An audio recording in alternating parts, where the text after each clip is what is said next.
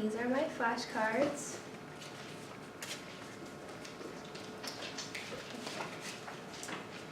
Mental illnesses have many causes and effects. They are very important and they affect millions of people's daily lives. They are just as important as physical illnesses. Just because you can't see them doesn't mean they're not there. Most individuals think that mood disorders only really affect and influence the mind, mood, and their outlook on life. But that's only part of the story. For many people, the more common manifestations of depression are physical, not just mental, and they can have long-term consequences as well. A few examples of physical symptoms include headaches, nausea, and osteoporosis. Chronic headaches, particularly tension headaches, occur frequently in people with depression and anxiety. They are more likely caused by contracting the muscles of the scalp and neck, a common physical reaction when you're under emotional stress. Nausea or vomiting can be considered symptoms of mood and anxiety disorders. One large study found that 41% of people who had major complaints of nausea in the past year were eventually diagnosed with an anxiety disorder, and 24% were diagnosed with depression. Osteoporosis can develop because people with major depression may have lower bone mineral density than ones without mood disorders. A few illnesses that fall into the category of mood disorders include major depressive disorder, bipolar disorder, and seasonal affective disorder. Major depression is the most common mood disorder. This debilitating illness causes mental anguish and physical ailments. It often prevents daily function. While some people with depression may experience only one episode of major depression in their lifetime, most endure multiple episodes. Bipolar disorder, also called manic depressive illness, is less common. Even so, it affects about 5.7 million American adults. Bipolar disorder is a combination of extreme elation, which is known as mania, and depression. Seasonal affective disorder is a type of depression that relates to the changes in seasons. It usually begins and ends around the same times every year. Usually, most people's symptoms start in the fall and continue into the winter months, sapping their energy and making them feel moody. Anxiety disorders are the most common psychiatric illnesses affecting children and adults. An estimated 40 million American adults suffer from anxiety disorders. Only about 1/3 of those suffering from an anxiety disorder receive treatment, even though the disorders are highly treatable. There are 6 major types of anxiety disorders: generalized anxiety disorder, anxiety attacks, obsessive-compulsive disorder, phobia, social anxiety disorder, and post-traumatic stress disorder. Everyone worries. Relationships, deadlines, being on time to an appointment, there's plenty in life to worry about. But people with generalized anxiety disorder, or GAD, experience persistent, excessive, and unrealistic worry that goes on every day, possibly all day. They feel it's beyond their control. People with GAD often expect the worst, even when there's no reason for any concern. Their worrying occurs on more days than not for at least 6 months and often concerns health, family, money, and work. The exaggerated, unrelenting worrying interferes with everyday living. Physical symptoms include restlessness, irritability, muscle tension, fatigue, and difficulty sleeping or concentrating. A panic attack is a sudden episode of intense fear that occurs for no apparent reason. Panic attacks trigger strong physical reactions that result in frightening symptoms. A person experiencing an episode might confuse signs of panic attacks with symptoms of a heart attack or stroke.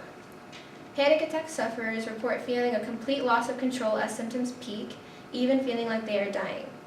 Panic attacks can strike at almost any time without warning, driving the car, at the mall, in the middle of a business meeting, or even when sound asleep. A person may fear having a panic attack so much that they go to great lengths to avoid situations where they can occur. Living with this constant fear and anxiety can trigger or worsen symptoms of depression, addiction, or an eating disorder. Eating disorders are serious, potentially life-threatening conditions that affect a person's emotional and physical health. They are not just a fad or a phase. People do not just catch an eating disorder for a period of time. They are real, complex, and devastating conditions that can have serious consequences for health, productivity, and relationships. There are many types of eating disorders, some common ones including atypical anorexia nervosa, bulimia nervosa, binge eating disorder, purging disorder, and night eating syndrome. In anorexia cycle of self-starvation, the body is denied the essential nutrients it needs to function normally. Thus, the body is forced to slow down all of its processes to conserve energy, resulting in serious medical consequences. Abnormally slow heart rate and low blood pressure. The risk for failure rises as the heart rate and blood pressure sink lower and lower. Reduction of bone density, which results in dry, brittle bones.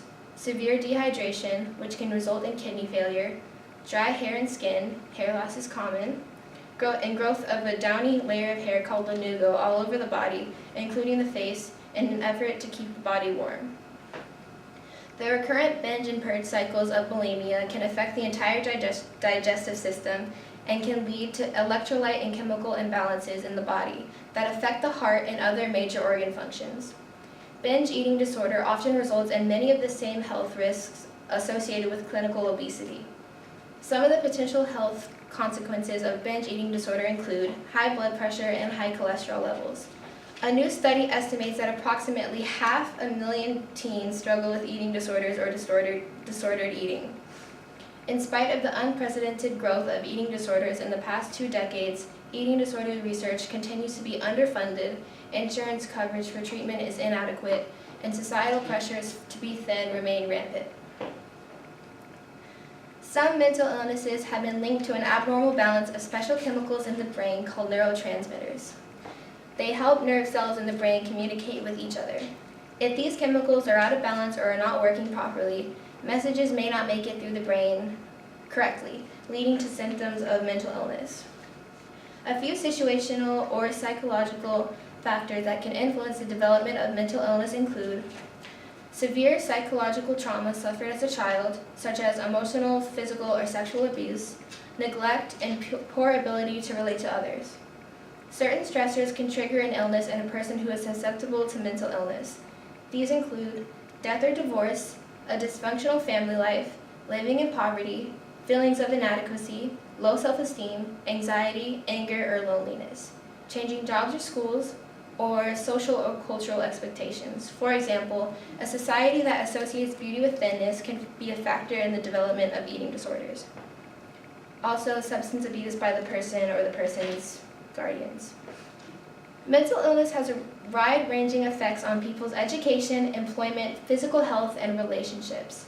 Although many effective mental health interventions are available, people often do not seek out the care they need. In fact, in 2011, only 59.6% of the individuals with a mental illness reported receiving treatment.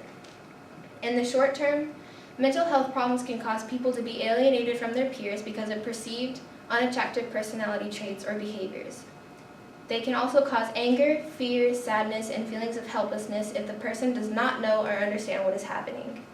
In the long term, mental health disorders can drive a person to commit suicide. According to the National Institute for Mental Health, over 90% of suicides have depression or another mental disorder as factors. Some ways to help someone suffering is by recognizing the signs of mental health problems and connecting them to professional help. Fortunately, prescription drugs can be used to treat mental health disorders in conjunction with behavioral therapy or cognitive therapy. Antidepressants, mood stabilizers, and antipsychotics are the broad types of medication prescribed to treat mental illness. Other good things to do is to treat people with mental health problems with respect, compassion, and empathy. Express your concern and support and remind the person suffering that help is available and that mental health problems can be treated. Seek immediate assistance if you think someone is in danger of harming themselves.